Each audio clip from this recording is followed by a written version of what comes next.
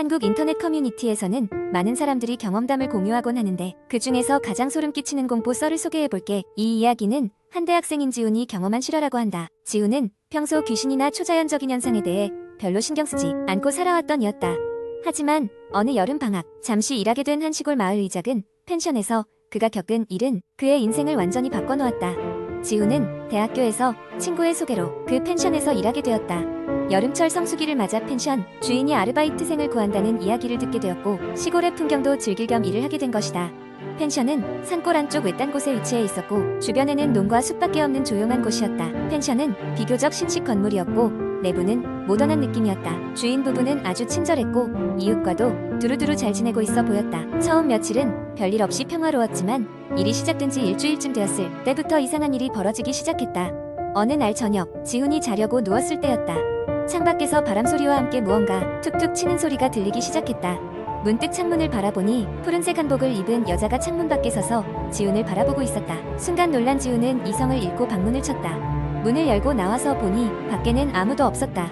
그저 시원한 바람만 불고 있었을 뿐이다. 다음날 아침 지훈은 이를 주인 부부에게 이야기했다. 부부는 크게 놀라진 않았지만 무언가를 알고 있는 눈치였다. 아, 여름이라 가끔 그런 일이 있지. 여긴 옛날부터 그런 전설이 있어라며 의미심장한 미소를 지었다. 얼마 후 지훈은 그 마을에서 오랫동안 전해 내려오는 오래된 전설을 듣게 되었다. 오래전 이 마을에는 비극적인 사건이 있었다고 한다. 결혼을 앞둔 한 여인이 애인을 기다리다 결혼식 날 약속한 장소에서 붉은 단풍나무에 매달려 죽은 채로 발견되었다고. 그 여인은 결국 혼을 이루지 못하고 이 세상을 떠돌게 되었다는 전설이다. 그날 밤 지훈은 또다시 창밖의 기운을 느꼈다.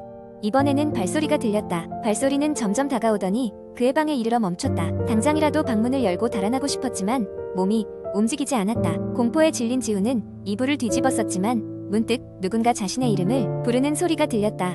지훈아. 다음날 아침 문제의 장소를 조심스럽게 살피던 지훈은 그 전날 밤 그 여자가 서 있던 곳에 오래된 머리핀 하나가 떨어져 있는 것을 발견했다. 그리고 그 머리핀은 수십 년 전 사용되었던 양식으로 전설 속 그 여인의 것임이 틀림없어 보였다. 지훈은 그 길로 펜션을 떠나 서울로 돌아왔고 이후에도 그 경험을 떠올릴 때마다 등골이 오싹해지는 기분을 떨칠 수 없었다고 한다. 그날 밤의 일을 생각할수록 지훈아 라고 부르던 여인의 음성은 마치 현실처럼 생생하게 그의 귀에 맴돌았다. 이후로 그는 귀신이나 초자연적인 이야기에 대한 시각이 완전히 달라졌고 주변 사람들에게 이를 이야기하며 절대 그 펜션에 가지 말라고 조언했다. 이처럼 한국의 많은 오싹한 공포썰들은 우리 주변의 익숙한 공간에서 벌어지는 이야기들로 현실과 환상의 경계를 흐릿하게 만든다. 많이 알려진 이야기는 아니지만 지훈의 경험이 다른 곳에서도 동일하게 벌어질 수 있다고 믿는 이들도 적지 않다. 두 번째 이야기 몇 년 전 나는 서울 내곽에 위치한 한 작은 마을로 이사오게 되었다. 번잡한 도시의 삶에 지쳐 있었기 때문에 조용한 곳을 찾던 차에 인터넷에서 우연히 발견한 한적한 마을과 그곳의 저렴한 집세는 나에게 큰 매력으로 다가왔다. 게다가 산과 강이 어우러진 아름다운 자연경관은 마치 꿈속에서나 볼 법한 아름다움을 자랑했다. 나는 곧바로 짐을 싸서 그곳으로 향했다. 이사한 첫날 이웃 주민들은 매우 친절했다. 모두들 내가 새로 이사 온 것을 반가워하며 각종 집들이 음식과 함께 따뜻한 환영의 인사를 건넸다. 하지만 이상하게도 마을 사람들은 해가 지기 전 모두 집으로 돌아가곤 했다. 마치 어두워지기 전에 꼭 해야 할 무언가가 있는 것처럼 서두르고 있었다. 그날 밤 나는 집 주변을 산책했다. 한여름이었음에도 불구하고 밤 공기는 싸늘하게 느껴졌다. 어두운 밤하늘 아래서 구름이 셀 수도 없이 몰려가고 달빛은 그 구름에 가려 얼룩덜룩한 비명을 지르는 듯했다. 문득 머리카락이 곤두서는 소리가 들렸다. 뒤를 돌아봐도 아무것도 보이지 않았지만 왠지 모를 불안감이 가슴 깊숙이 파고들었다. 며칠 후 나는 마을 중심에 있는 도서관에서 이상한 책을 발견했다. 오래되고 반쯤 찢어진 그 책 속에는 과거 이 마을의 역사가 기록되어 있었다. 책에 따르면 이 마을에는 아주 오래 전부터 전해 내려오는 전설이 있었다. 매년 같은 날 마을 어귀의 오래된 오크 나무에서 밤이 깊어갈수록 음산한 울음소리가 들려오며 그 소리를 듣는 이는 정신을 잃고 만다는 것이었다. 나는 그 이야기가 단순한 전설에 불과하다고 생각하며 대수롭지 않게 넘겼지만 그래도 마을 사람들의 습관이 계속 마음에 걸렸다. 매일 밤 같은 시간에 일관되게 집에 머무르는 그들의 행동은 이 전설과 무관하지 않아 보였다. 며칠 뒤 나는 구름 한 점 없는 맑은 밤의 발길이 닿는 대로 마을 주변을 걸어보고 싶다는 충동을 느꼈다. 그날이 마침 전설 속의 그 날이라는 사실은 잊고 있었던 것이다. 나는 오크 나무가 있는 곳으로 향했다. 숲속에는 달빛이 흩어져 나뭇잎 사이로 떨어지고 있었고 모든 것이 고요했다. 그런데 어느 순간 어디선가 낮고 깊은 음성이 들려왔다. 그것은 분명 인간이 낼 수 없는 기묘한 소리였다. 마치 울부짖는 듯한 소리가 산에서부터 굴러내려와 내 귀를 물들였다. 나는 놀라 뒤돌아보았으나 아무것도 보이지 않았다. 당혹스러운 기분과 함께 빠른 걸음으로 집으로 돌아가려는 찰나 발목을 무언가가 덥석 잡았다. 비명을 내지를 틈도 없이 나는 그 자리에서 얼어붙었다. 그것은 차갑고 뼈만 남은 손과 같았다. 나는 어렵사리 시선을 아래로 돌렸고 땅에서 올라오는 뼈 손이 나를 붙잡고 있는 것을 보았다. 한참을 그렇게 서 있다가 풀려난 손에서 벗어날 수 있었다. 정신을 차려보니 나는 달빛도 없는 어두운 숲속에 홀로 서 있었다. 그 후 마을 사람들에게 그날 밤의 일을 이야기했지만 그들은 무겁게 입을 닫고 있었다. 다만 한 할머니가 조용히 내게 다가와 말했다. 그 소리를 들은 자는 무언가에게 씌인 거야. 우리는 그걸 나락의 족쇄라고 부르지. 손목과 발목을 조심하도록 해라. 그 손은 한 번 잡으면 놓지 않는단다. 그날 이후 나는 그 숲 근처는 얼씬도 하지 않았다. 하지만 매년 그날이 다가오면 가끔씩 발목이 싸늘해지는 것을 느낀다. 마치 무언가가 다시 나를 잡고 있는 것처럼 말이다. 세 번째 이야기. 어느 날 서울의 외곽에 위치한 작은 마을에 사는 한 젊은 여학생 수지는 친구들과 함께 벌어지는 흔히 마을에서 들리는 소문에 대해 이야기 나누고 있었습니다. 그 소문은 바로 마을 깊숙한 곳, 아무도 발들이지 않는 숲속에 버려진 낡은 저택에 관한 것이었습니다. 이 저택은 오랜 시간 동안 비어 있었으며 사람들은 그 안에 유령이 출몰한다고 수군거리곤 했습니다.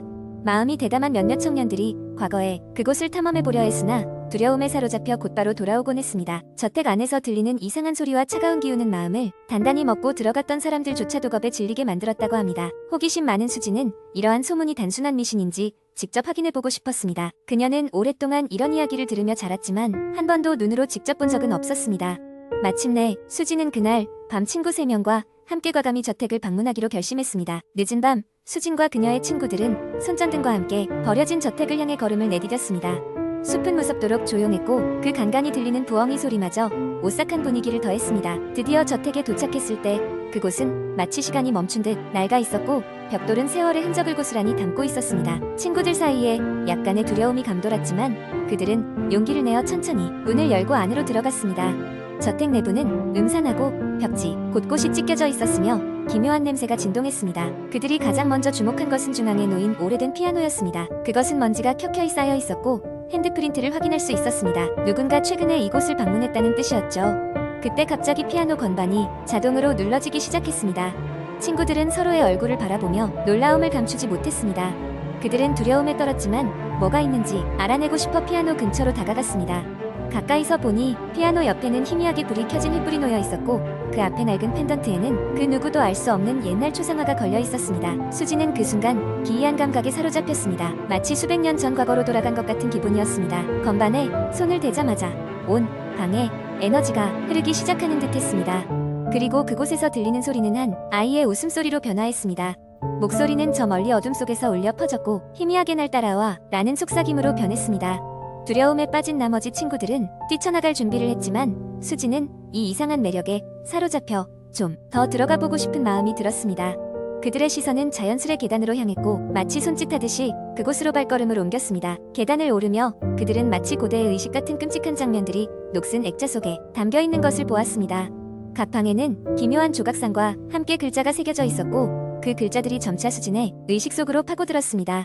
여기에 누군가가 살고 있다 는 메시지가 점점 더 강력하게 그녀를 사로잡았습니다. 드디어 꼬불꼬불한 복도를 지나 가장 끝에 위치한 방에 도착하자 문이 저절로 열려 그들을 맞이했습니다. 그리고 그 안에는 흐릿한 형체가 천천히 모습을 드러냈습니다. 그것은 바로 오래전에 이 집에 살던 여인의 유령이었으며 고통에 찬 얼굴로 도움을 요청했습니다. 여인은 수진에게 무언가를 말하려고 했지만 그저 흐느끼는 소리만 들릴 뿐이었습니다. 그녀는 손으로 벽을 가리켰고 그곳에서 금속성의 삐걱거림과 함께 비밀 서랍이 열렸습니다.